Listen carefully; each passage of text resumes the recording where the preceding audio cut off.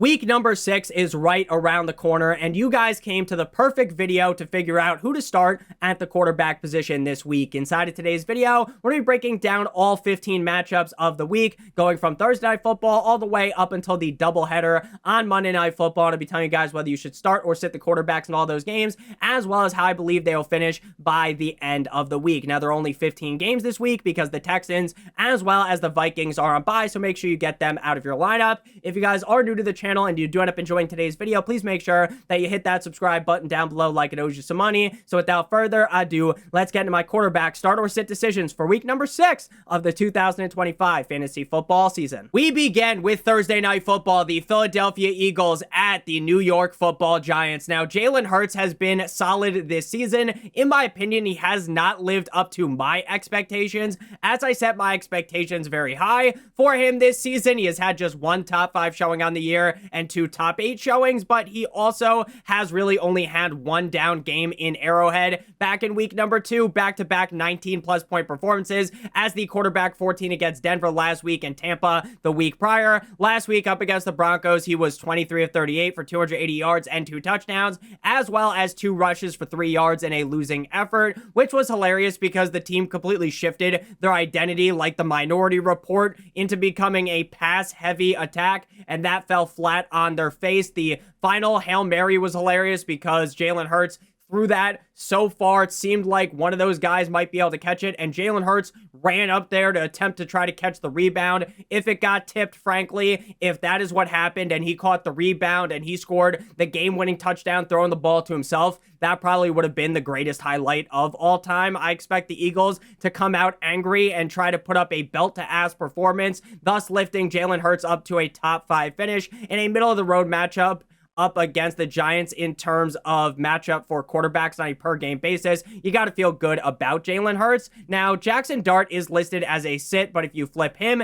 and one other player, then he would be listed as a start. So if you have to play Jackson Dart this week, you shouldn't feel awful about it. Back-to-back games inside the top 16 where he has been the starter, and while he did slow down last week as the quarterback 16 with 26 completions on 40 attempts for 202 yards and 2 touchdowns with 2 interceptions, as well as 7 rushes for 55 yards, I do feel very good about Jackson Dart's fantasy startability going forward. My biggest worry here is that the Eagles have a good enough defense to shut down a rookie quarterback like Dart, and with them coming off of a loss, the Eagles, I expect them again to lay the hammer down here. Shout out to Thor. Again, due to Dart's rushing upside, you definitely can consider starting him, but I just have him barely listed as a sit. Next up, we move to Wembley, England, 9:30 a.m. Eastern Standard Time. Eat your fish and chips. The Denver Broncos going up against the New York Jumbo Jets. Now, the Jets are an upper echelon matchup for quarterbacks this season, which is great news for Big Dick Bo Nix, but I will note that while this is a positive matchup on paper, this is an overseas game in England, and this feels like the kind of game where Fields does good and Bo Nix kind of just feels meh as a high-end quarterback too, doing solid work early, and then they just kind of run the ball a lot late because they are up big. Now, maybe this is like the Bengals game where he lays the pipe down as the quarterback 5, but again, something inside of me is just telling me that this is a high-end quarterback 2 game out of Bo Nix.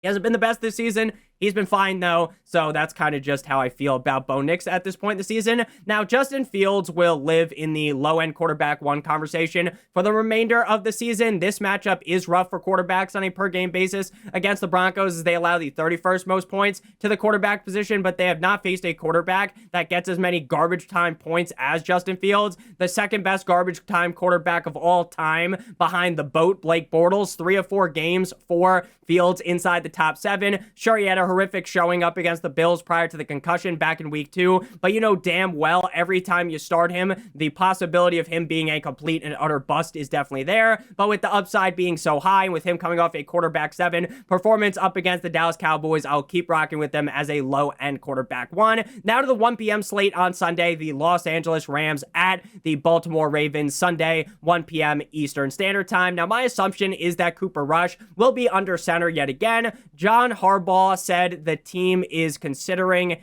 everything regarding who will be under center in week 6, but unless they give Lamar Jackson some like super serum like he's Captain America, I don't expect them to call upon Tyler Huntley from the practice squad and start him. So very likely it will be Cooper Rush time yet again. Cooper Rush time was a disaster last week up against the Texans, failing to score 5 fantasy points as the quarterback 28. Maybe in a better matchup this week he can prevail, but even so, this is a worse than average matchup for quarterbacks, so I would stay away. Matthew Stafford is on a war path like his name was Genghis Khan. 2 straight top 8 showings, and this dude continues to make me eat my words.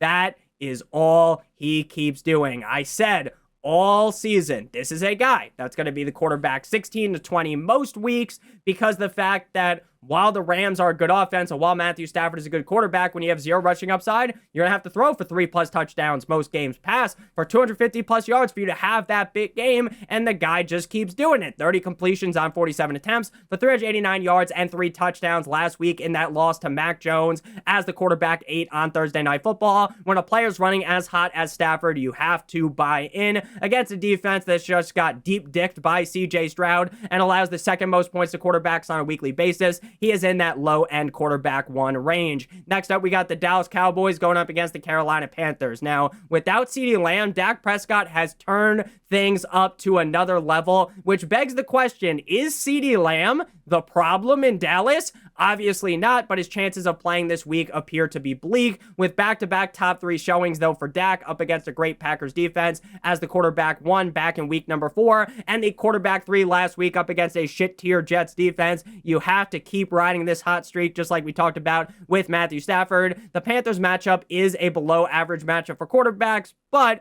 we would have said the same thing about how I'm worried to play Dak Prescott up against the Packers, who he fucking elbow dropped in prime time just 2 weeks ago, so you have to feel great about Dakota here as a top 8 option. Bryce Young has been really bad this season in terms of fantasy football. He has 1 top 12 game as the quarterback 8 in Arizona back in week number 2, and all other games he failed to be a top 20 quarterback. If there ever was a game for him to channel all the chakra inside of him for the moons to align and for him to go off, it would be up against the Cowboys defense, who has been the best matchup for quarterbacks on a weekly basis this season. So while it may feel gross, he's startable in that fringe QB2 range. And when I talked about earlier on how, hey, Jackson Dart is just barely a sit, you had Jackson Dart and Bryce Young, and you were like, Nick, I would rather play Jackson Dart. I am not going to judge you one bit. Make sure if you guys are new to the channel that you hit that subscribe button if you've enjoyed today's video thus far. Next up, we got the Arizona Cardinals at the Indianapolis Colts. Now, I say this every single week, and I'm going to continue to say it every single week, but Kyler Murray is a great quarterback 2 option if you're in a 2 quarterback or super flex league.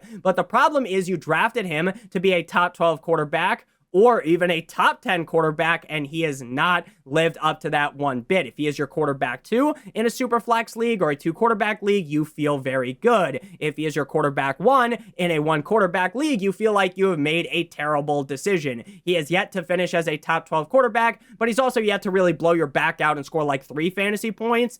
And with a rough matchup on the docket up against the Colts, he's kind of just a fringe startable quarterback too. Daniel Jones has been reliable so far this season, which is something you haven't been able to say about Daniel Jones in what feels like years at this point. Quarterback 18 last week up against the Raiders with 20 completions on 29 attempts for 212 yards and 2 touchdowns, as well as 1 rush for 2 yards. The Cardinals matchup has been tough for quarterbacks, though. I will note that's really just due to the fact that they played up against Spencer Rattler, Bryce Young, Mac Jones, Sam Darnold, and Cam Ward. So I think Daniel Jones can beat out the allegations of the Cardinals defense being really good up against quarterbacks. So he just kind of lives in the low-end QB1 to high-end quarterback 2 range. You definitely feel fine about starting him as your quarterback 1 in a 1 quarterback league. Next up, we got the Seattle Seahawks at the Jacksonville Jaguars, the battle of the 2 defenses that have been the most shocking so far this season, and not shocking in a bad way, shocking in a very positive note. Now, Mono Man Sam Sam Darnold is the most boring quarterback start of all time, but the man keeps getting it done. Outside of week 1, where he's the quarterback 31, he has scored 16 plus points in every single week, and is coming off a matchup where he was in a shootout with his former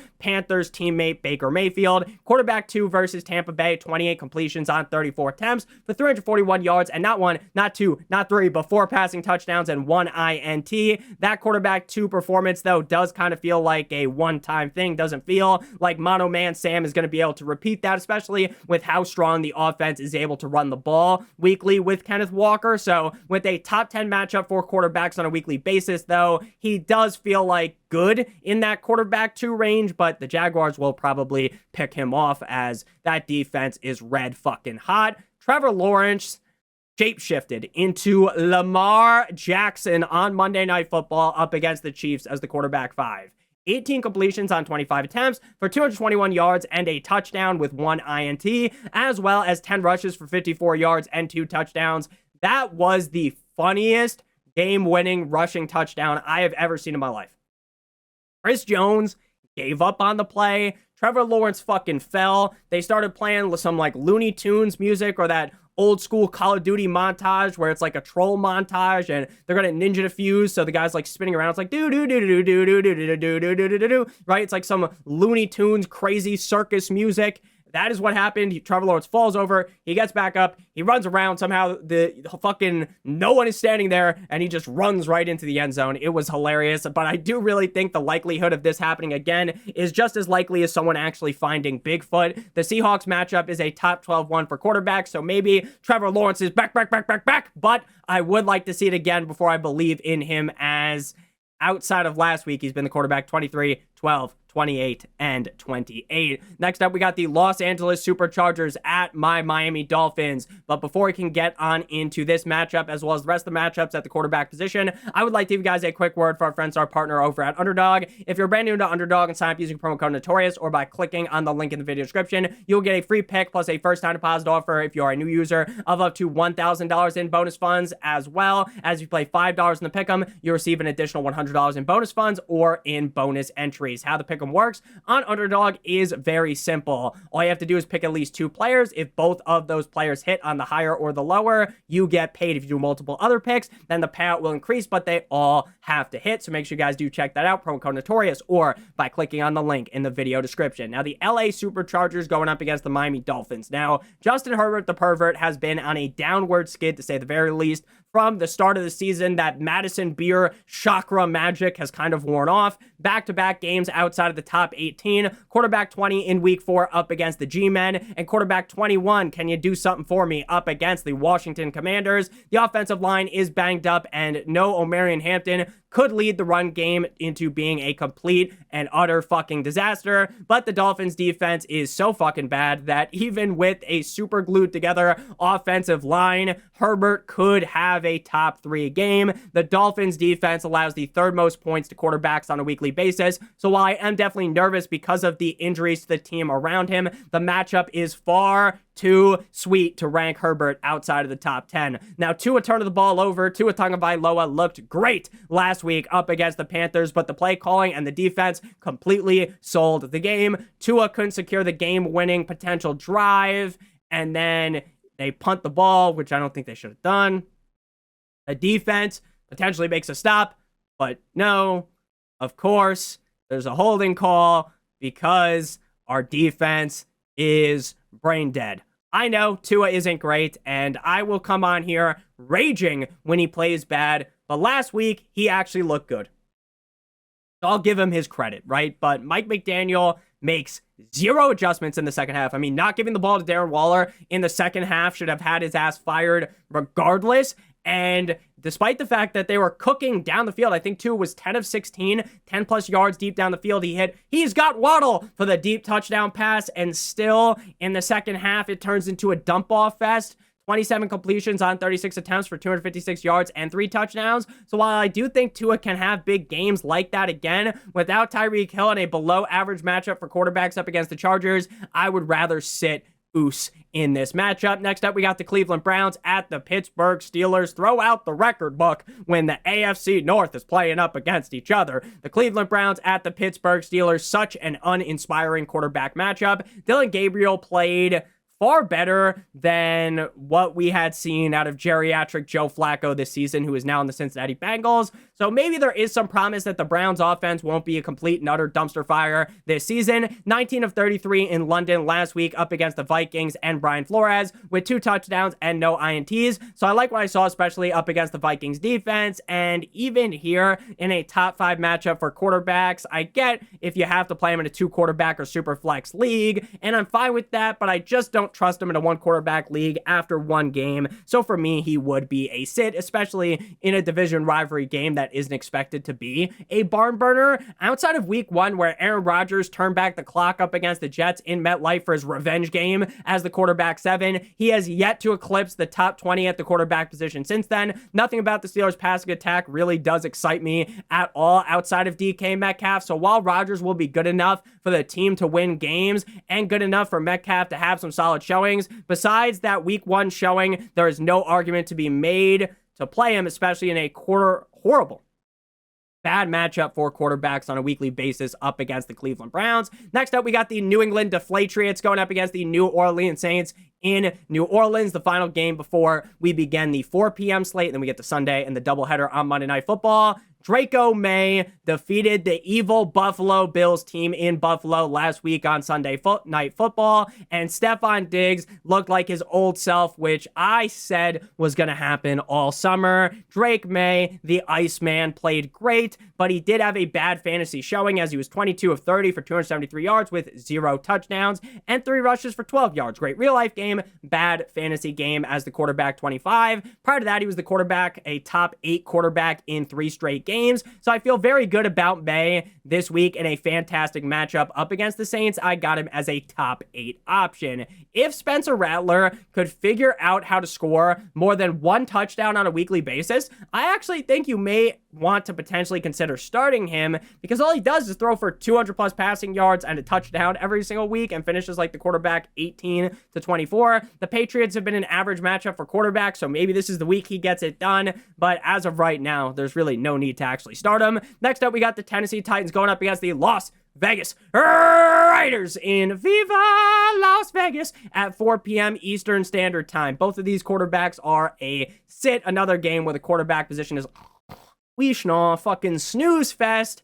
Cam Ward absolutely reeks. Now, I say this every week, and I'll say this every single week until he figures it out. Cam Ward has the ability to be a reliable fantasy quarterback based on what we saw out of college, but as of right now, he and this offense have shown absolutely nothing to believe that that is going to happen anytime soon. Fewer than 10 fantasy points in 4 of 5 games, and the only reason why they won last week was because Amari DeMarcado gift wrapped them a win, and then Cam Ward throws a pick, and somehow the Cardinals fumble the pick, and Lockett just falls onto the football and scores the game-winning touchdown. I won't spend more time talking about this guy, though. He is a clear sit and should be on your waivers. I gave Geno Smith way too much praise earlier on in the season, and that praise is now gone. The dude simply sucks ass, and there is nothing that you could say that will make me believe something the contrary of that. Back-to-back weeks with less than 13 points and outside the top 24. He looked like a bat last week that just for some reason didn't have that sonar ability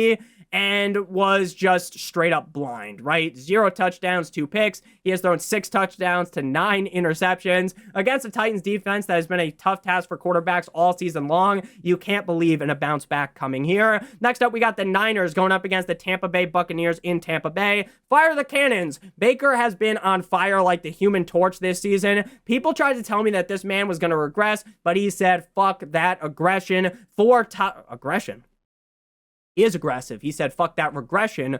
4 top 12 finishes out of 5 games and 3 games inside the top 10. Coming off a banger up against the Seahawks in Seattle, where he absolutely body bagged some Seahawks fan. I don't know if you guys saw that clip where the Seahawks fan was talking all crazy to him, and then Baker dug the man a goddamn grave. 29 completions on 33 attempts. Chef's kiss Magnifique. 379 passing yards and 2 tugs, as well as 5 rushes for 15 yards. No Mike Evans, no problemo against a 49ers defense that just got diced up Fruit Ninja style by Matthew Stafford. You have to have Baker as a locked and loaded top 10 option. Mac Jones / Brock Purdy. Whichever quarterback gets the nod to play this week for the 49ers will be in my lineup in a wet dream matchup up against the Bucs. I want to make it known that as I'm recording this on Tuesday, we have no idea who the starting quarterback will be. Mac Jones was in practice on Monday. Brock Purdy was not. Both guys are banged up. We'll see what happens, right? Sam Darnold was looking like Mahomes up against that Bucs defense last week, and they allow the 6th most points to quarterbacks on a per-game basis this season. Mac Jones played out of his mind up against the Rams, leading them to that W in SoFi with 33 completions on 49 attempts for 2 touchdowns and 4 rushes for 5 yards. Brock Purdy's last start, he was the quarterback 13 up against the Jacksonville Jaguars. I would have whoever starts in the high-end quarterback 2 range. The only reason why I don't have them ranked higher in this beautiful matchup is because they're both hurt. And if, we saw Mac Jones get re-banged up again in that game last week. So if one of them re-aggravates the injury, we might see a tag teaming effort of the Buccaneers defense.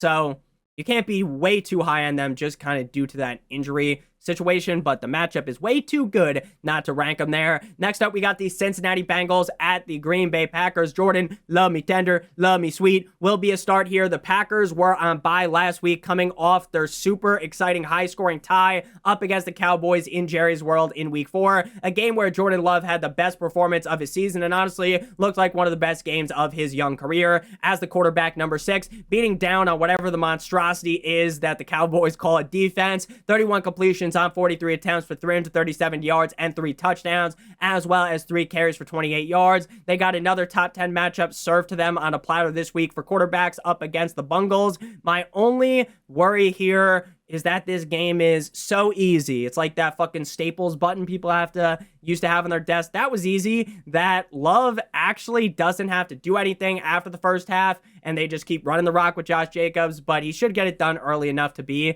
a low-end quarterback one. Now, I assume Jake Browning will start this week, even with Joe Flacco in town, but I could be wrong. So I won't even definitively say that.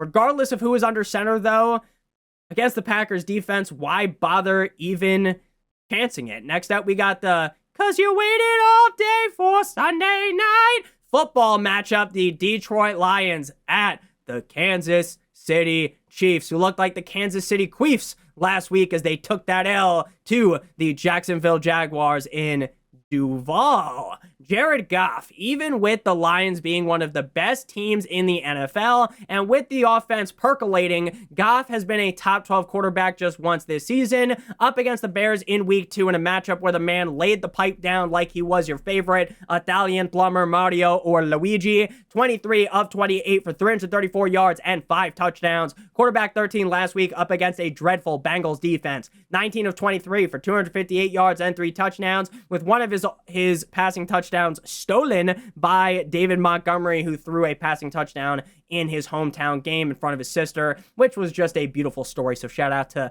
David Montgomery. Always been a big fan of him. While it is entirely possible that the Lions win this game, like up against the Ravens, and Goff still has a bad fantasy showing, you just kind of have to consider him as a high-end quarterback too, due to the fact that this matchup really has all the makings of being a high-scoring, tit-for-tat, back-and-forth game. You remember Jared Goff versus the Chiefs all those years ago when he was on the Rams?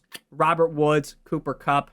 So beautiful, man. I'll always remember that game. Now, this is, again, projected to be the highest scoring game of the week via Vegas lines, with Patrick Mahomes as a top 6 quarterback in every single game outside of one up against the Giants, and with back-to-back top 4 performances, Mahomes is a must-start quarterback regardless of the matchup, and with this being the most enticing, the most exciting matchup of the week, Mahomes, who has been cooking both through the air and on the ground, as he did in that loss up against the Jags on Monday Night Football, I got Mahomes as a top five quarterback on the week. Next up, we move to the first of 2 Monday Night Football games. 7:15 p.m. Eastern Standard Time. The no one circles the wagons like the Buffalo Bills at the Atlanta Falcons. This week on paper is a brutal. That's not a word. A brutal matchup for Josh Allen. but there's a reason why the games ain't played on paper, right? The Falcons allow the 4th least points to the quarterback position on a per game basis. But when you look into it further, you'll see exactly why. Week 1 versus Baker, who's a great quarterback and had a top 12 game. Then they played J.J. McCarthy, who sucked ass. Then Bryce Young, who was, you guessed it, bad. And then Marcus Mariota in his revenge game up against the Falcons on the Commanders. Then they had their bye. So that great against the quarterback narrative is hyperinflated by easy matchups. Josh Allen didn't put that cape on for the Bills up against the Patriots on Sunday Night Football and put the team on his back. Darren Sharp, a home dick. 22 completions on 31 attempts for 253 yards and 2 touchdowns and 1 interception, as well as 9 rushes for 53 yards as the quarterback 12, which was his second worst showing of the season, which just shows how great he has been. He is the quarterback 1 in my rankings this week and will be going forward until he faces an actually tough matchup. And it's way easier to just say, oh, he's the quarterback 1 every single week because Lamar Jackson obviously is hurt. Michael Penix Jr. has been either straight up dreadful or a top 12 quarterback this season. There has been no in between. In his last game out prior to the bye was one of those good games. 20 completions on 26 attempts for 313 passing yards and 2 touchdowns with 1 INT, as well as 4 rushes for 2 yards. I like Penix and I'm excited to see what he does going forward, as he is just a few games into his career at this point. But the Buffalo Bills have been a below average matchup for quarterbacks on paper, and with Penix up and down nature, you just cannot justify starting him. Final game here, the Chicago Bears at the left hands up. Who are we? The Commanders. Monday Night Football game numero dos, 8:15 p.m. Eastern Standard Time. Jaden Stormy Daniels returned last week from injury to a fine enough showing as the quarterback 17 in LA up against the Chargers in SoFi. 15 completions on 26 attempts for 231 yards and a tug, as well as 8 rushes for 39 yards, now facing a rematch from last season, a game that completely shifted both the Bears and the Commanders seasons. The Bears went downhill from there, and the Commanders soared like an eagle, soared like a phoenix following that Hail Mary. The matchup is expected to be the second highest scoring game of the week, right after the Chiefs-Lions game. Should be a fun one. Should be very, very fun. Going up against a defense that allows the 5th most points to quarterbacks on a per-game basis, I feel great about Jaden Daniels as a top 4 quarterback on the week. Caleb Williams has been pretty reliable through the first 4 games of the season as the team was on bye in week 5 last week. 18 or more points in 3 of 4 games. So in a top 12 matchup for quarterbacks on the week against the Commanders, on a game for per game basis, with this being one of the higher scoring matchups of the week according to Vegas, I have to feel good about Caleb as a top 12 option here, especially given he played so well up against the Vikings and the Cowboys so far this season. Caleb has all of the weapons at his disposal to be great, and I expect coming out of a bye, Ben Johnson is going to have the offense cooking like his name was Chef Gordon Ramsay. Caleb is a top 12 quarterback for me on the weeks. Thank you guys all so much for watching. If you ended up enjoying today's video, make sure you guys hit that subscribe button down below. Like it owes you some money. Leave a like on today's video whether you are new to the channel or not. It helps me out a ton. Check out one of the videos on the screen if you haven't seen them already. If you'd like access to my weekly rankings as well as getting any of your questions answered, please follow down below on the Patreon, $12.50 a month. I love you long time. Hope you have a great one. And as always, good boy.